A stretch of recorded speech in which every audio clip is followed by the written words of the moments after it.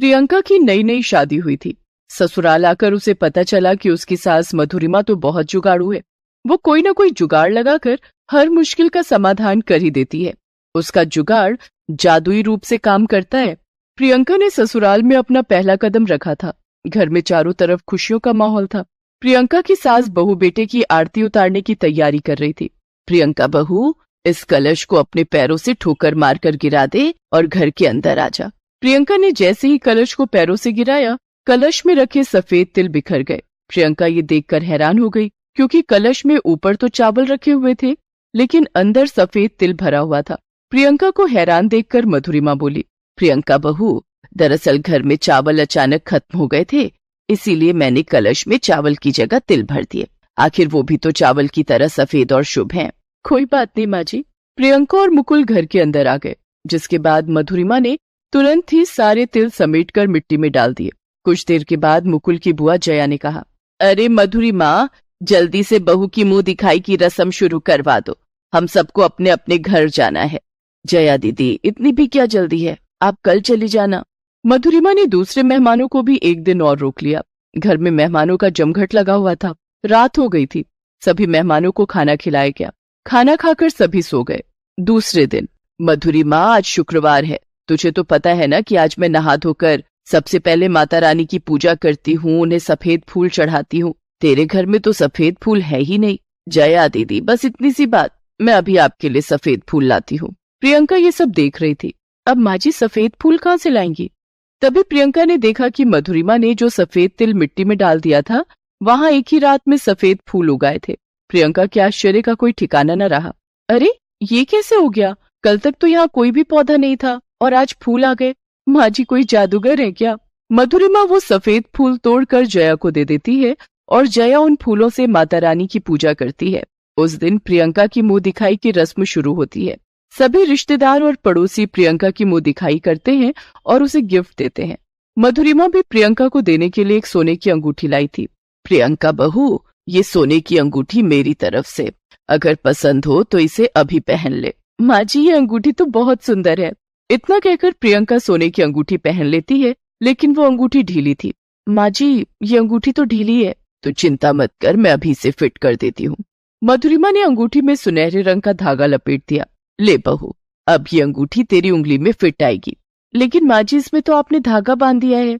ये मेरा जुगाड़ है, तो चिंता मत कर, इसे अभी पहन ले, कल तक ये धागा भी सोने का हो जाएगा। क्या माँ जी, ऐसा कैसे हो सकता है? लेकिन आपने ये अंगूठी इतने प्यार से दी है तो मैं इसे जरूर पहनूंगी।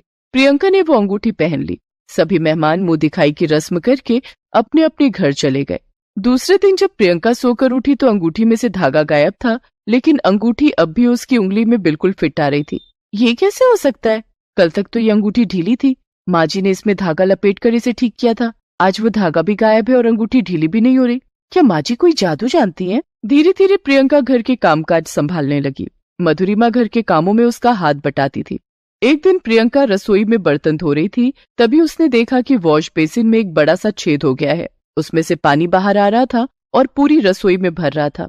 माँ जी, इस वॉश बेसिन में तो छेद हो गया है, जिसके कारण पूरी रसोई में पानी भर रहा है। तो चिंता मत कर, मैं अभी कुछ जुगाड़ करती हूँ। मधुरिमा ने थोड़ी सी आटे की लोई ली और उसे वॉश बेसिन में उस जगह चिपका दिया जहाँ छेद हुआ था। माँ जी, ये तो आटा है, सीमेंट थोड़ी है, इससे पानी नहीं रुकेगा। तू देखती जा, पानी इससे जरूर रुकेगा। और सचमुच गीले आटे से वॉश बेसिन से निकलने वाला पानी एकदम रुक गया। थोड़ी देर बाद मधुरिमा ने देखा कि वो गीला आटा सूखकर बिल्कुल सीमेंट की तरह हो गया था। वाह, मेरी सास तो बहुत जुगाड़ू है और जादू भी जानती है। गीले आटे को सीमेंट में बदल दिया। मानना पड़ेगा मेरी सास को, करोड़ों में एक है। मैं तो माँ जी की फैन हो गई हूँ। अब प्रियंका अपनी हर छोटी मोटी मुश्किलें लेकर मधुरिमा के पास जाती और मधुरिमा अपने जुगाड़ से उसका कोई ना कोई हल निकाल लेती। माँ जी, देखिए ना, मेरा ये कुर्ता बहुत टाइट हो गया है, अब इसे मैं कैसे पहनूं? ला, इसे मैं ठीक कर देती हूँ। क्या आपको सिलाई करनी भी आती है? हाँ, और क्या, मुकुल और तेरे पापा के कपड़े भी मैं ही सिलती हूँ। मधुरिमा ने प्रियंका के कुर्ते के दोनों साइड में अलग रंग का कपड़ा जोड़ दिया, जिससे प्रियंका का कुर्ता न सिर्फ उसे फिट आ गया, बल्कि वो एक डिजाइनर कुर्ता बन गया। अरे वाह माँ जी, आपको तो फैशन डिजाइनर होना चाहिए। आपने मेरे कुर्ते को बिल्कुल नया लुक दे दिया है। दोनों सास बहू बातें कर रही थी, तभी प्रियंका के ससुर शेखर ने आवाज लगाई। अरे भाग्यवान, दोनों सास बहू को फुर्सत मिल गई हो तो जरा हम पर भी ध्यान दे दो। क्या बात है, क्यों हल्ला मचा रहे हो? माँ, रात के 8 बज गए हैं। आज खाना नहीं मिलेगा क्या? मुझे खाना खाकर जल्दी सोना है। कल सुबह ऑफिस जल्दी जाना है, बॉस की मीटिंग है। हाँ हाँ, अभी मिल जाएगा। दाल और सब्जी बन गई है, गरम गरम रोटियां सेक देती हूँ। दोनों सास बहू रोटियां सेकने रसोई में गईं तो ओ गॉड, माँ जी आटा तो खत्म हो गया है। मैं आपको बताना भूल गई थी। अब क्या करें? बाबूजी और मुकुल खाने का इंतजार कर रहे हैं।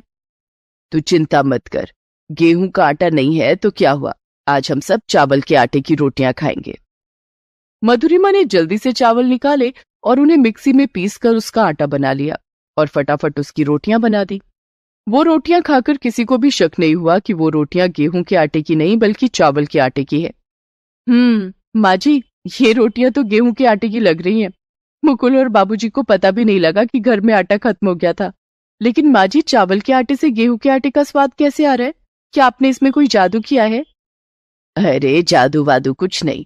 मुकुल और तेरे बाबूजी ने कभी सोचा भी नहीं होगा कि हम इतनी जल्दी चावल का आटा बना सकते हैं। प्रियंका मन ही मन सोचती है, कोई जादू तो जरूर है। माँ जी मुझे बताना नहीं चाहती हैं, लेकिन मैं भी पता लगा कर रहूंगी। प्रियंका अब छिप छिप कर अपनी सास मधुरिमा पर नजर रखने लगती है। माँ जी हर सोमवार को अकेले मंदिर जाती हैं। जरूर माँ जी किसी जादूगर से मिलने जाती हैं। इस बार मैं भी माँ जी के साथ मंदिर जाऊंगी। सोमवार को जब मधुरिमा मंदिर जाने लगी, माँ जी आज मैं भी आपके साथ मंदिर चलूंगी। मैंने सोच लिया है कि आपकी तरह मैं भी पूजा पाठ में मन लगाऊंगी। लेकिन प्रियंका बहू, तू अगर मेरे साथ चली जाएगी तो मुकुल और तेरे बाबूजी को नाश्ता बनाकर कौन देगा? मुकुल को ऑफिस के लिए देर हो जाएगी। माँ जी नाश्ता मैंने बना दिया है। अब तो फिर मुकुल के कपड़े प्रेस कर दे और उसका लंच भी पैक कर दे। माँ जी मैंने सब कर दिया है। देख बहू, तू मेरे साथ मंदिर जाएगी तो तेरे नाश्ते में देर हो जाएगी। मुझे तो पूजा करने में देर लगती है। माँ जी आज मैंने सोमवार का व्रत रखा है, मैं नाश्ता नहीं करूंगी। मधुरिमा प्रियंका को अपने साथ नहीं ले जाना चाहती थी और प्रियंका थी कि जिद पर अड़ी थी। प्रियंका बहू, मैं तो भूल ही गई, आज वॉशिंग मशीन ठीक करने के लिए मैकेनिक आने वाला है। वो आता ही होगा। तू घर पर ही रुककर वॉशिंग मशीन ठीक करवा ले, वरना कब तक हाथ से कपड़े धोएगी। मधुरिमा बोल ही रही थी कि इतने में वॉशिंग मशीन मैकेनिक आ गया और प्रियंका को घर पर रुकना पड़ा। मधुरिमा मंदिर की ओर निकल गई। प्रियंका ने मैकेनिक से कहा, भैया आप वॉशिंग मशीन ठीक करो, मैं अभी आती हूँ। प्रियंका घर से निकल गई और मधुरिमा का पीछा करने लगी।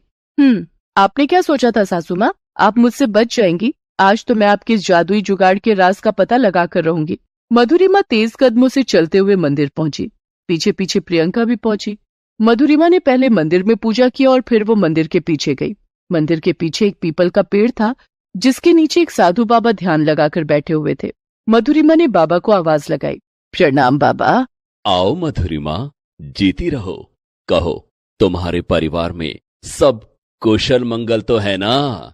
हाँ बाबा, आपके आशीर्वाद से सब कुशल मंगल है। अगर आपने मुझे जादुई जुगाड़ का आशीर्वाद ना दिया होता तो आज मेरे परिवार में कुछ भी ठीक नहीं होता। मैंने कुछ नहीं किया मधुरिमा, तुम्हें जो कुछ भी मिला है वो स्वयं भोले बाबा ने तुम्हें दिया है। उधर प्रियंका पेड़ के पीछे छिपकर सब कुछ देख रही थी। तभी साधु बाबा ने कहा, पेड़ के पीछे क्यों छिपी हो प्रियंका? सामने आओ बेटी। प्रियंका साधु बाबा और मधुरिमा के सामने आती है। प्रियंका को अपने सामने देखकर मधुरिमा परेशान हो जाती है। प्रियंका बहू, तू यहाँ? ये तुम्हारा पीछा करते करते यहाँ तक आई है। उधर प्रियंका ये जानकर हैरान थी कि साधु बाबा को ये सब कैसे पता। मुझे माफ कर दीजिए माँ जी, दरअसल मैं पता लगाना चाहती थी कि आपके जादुई जुगाड़ का राज क्या है। तू जानना चाहती है ना? तो सुन, ये तब की बात है जब मुकुल बहुत छोटा था। तेरे पिताजी और मैं गांव से शहर आए थे। पैसे कमाने के लिए तेरे ससुर ने अपना छोटा मोटा व्यवसाय शुरू किया था, लेकिन वो व्यवसाय चल नहीं पा रहा था। घर में आर्थिक तंगी हो गई थी, हम दाने दाने को मोहताज हो गए थे। तभी मुझे इस मंदिर के पीछे इसी जगह पर ये साधु बाबा मिले। मेरा दुख सुनकर इन्होंने मुझे जादुई जुगाड़ करने की शक्ति प्रदान की थी, जिस शक्ति के कारण मैं जुगाड़ करके अपनी गृहस्थी चलाने लगी। बाबा के आशीर्वाद से ही बाद में तेरे पिताजी का व्यवसाय भी चल पड़ा और हमारी सारी तकलीफें भी दूर हो गई। मुझे माफ कर दीजिए माँ जी, मैंने आप पर शक किया। आज से मैं भी बाबा के दर्शन करने और उनका आशीर्वाद पाने हर सोमवार आपके साथ यहाँ आया करूंगी। उस दिन से प्रियंका और मधुरिमा हर सोमवार को साधु बाबा का आशीर्वाद लेने मंदिर आने लगी।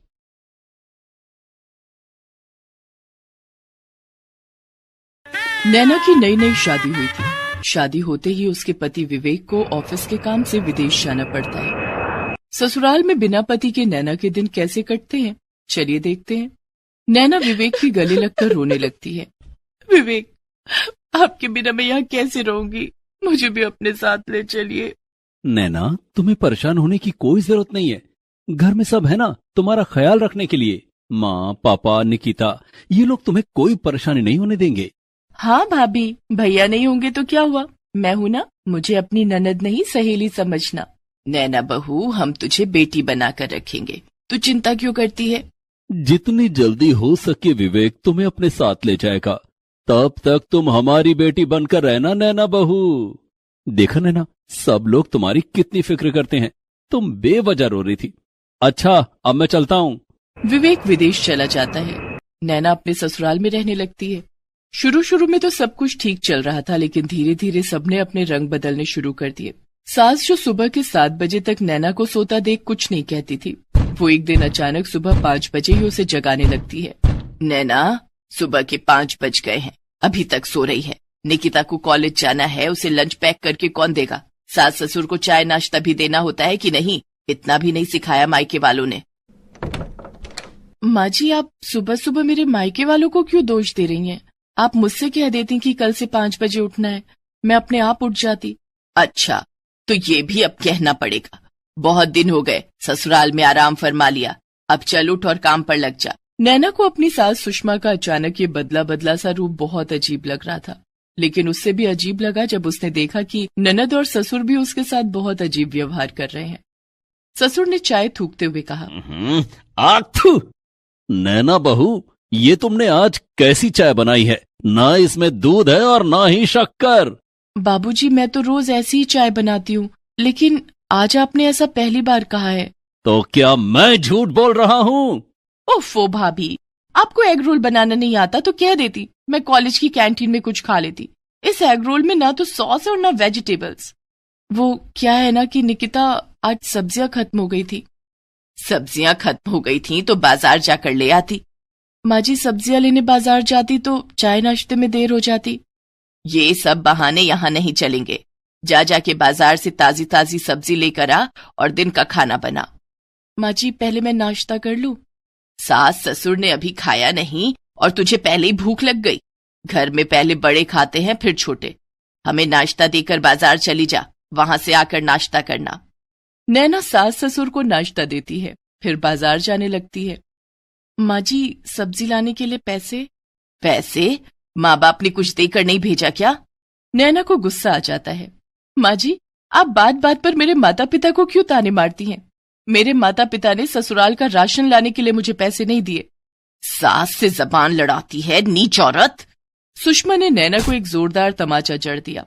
मम्मी, इसे थप्पड़ मारने से अच्छा है कि इससे कहो अपने बाप से पैसे मांग कर लाए और सब्जी खरीदे, तब इसे पता चलेगा। जाके अपने बाप से पैसे मांग और आज तू घर का सारा राशन खरीद कर लाएगी। नैना की आंखों से आंसू बहने लगे। कहाँ तो सास ससुर ने बेटी बनाकर रखने की बात कही थी और कहाँ कुछ ही दिनों में सारी बातें हवा हो गईं। नैना बाजार चली गई और सब्जी के साथ साथ राशन खरीद कर ले आई। अब कैसे ले आई सारा राशन? एक ही थप्पड़ में सारी अकल ठिकाने आ गई ना। अब जल्दी से खाना बना दे, और हाँ सुन, घर की सफाई भी तुझे करनी है। लेकिन माँ जी, उसके लिए तो विमला आती है ना। विमला उनकी काम वाली बाई का नाम है। विमला को मैंने काम से निकाल दिया है, अब घर का सारा काम तू करेगी। लेकिन माँ जी। लेकिन क्या? हाँ, सारा दिन महारानी बनकर पलंग तोड़ेगी, काम करती रहेगी तो शरीर चलता रहेगा, नहीं तो किसी काम की नहीं रहेगी। नैना रसोई में जाकर खाना बनाने लगती है। उसके बाद वो घर की साफ सफाई करती है। सारे काम खत्म करके वो अपने कमरे में आराम करने चली जाती है। तभी सुषमा वहां आती है। महारानी यहाँ आराम फरमा रही हैं, चल उठ, ये कपड़े धो दे। मम्मी जी, मैं बहुत थक गई हूँ, ये कपड़े कल धो दूंगी। नहीं, ये कपड़े अभी धुलने हैं, कपड़े धोएगी तो सारा आलस दूर हो जाएगा। नैना कपड़े धोने लगती है। कपड़े धोते धोते वो बहुत थक जाती है। माँ जी, हम एक वॉशिंग मशीन तो ले सकते हैं ना? अरे, अपने बाप को कह देती, दहेज में एक वॉशिंग मशीन दे देता, कपड़े हाथ से नहीं धोने हैं तो मायके से वॉशिंग मशीन मंगवा ले। ससुराल वालों का अचानक बदला हुआ व्यवहार नैना की समझ में नहीं आ रहा था। कुछ दिनों के बाद नैना के घर पर एक वॉशिंग मशीन की ऑनलाइन डिलीवरी हुई तो ससुर कमल ने ताना मारा, तो मायके से वॉशिंग मशीन मंगवा लिया? कोई ना, घर के बाकी काम भी तो इसे ही करने हैं।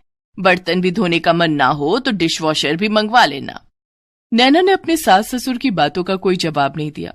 उस दिन नैना खुश थी कि अब हाथ से कपड़े नहीं धोने पड़ेंगे। नैना ने वॉशिंग मशीन में कपड़े धोए।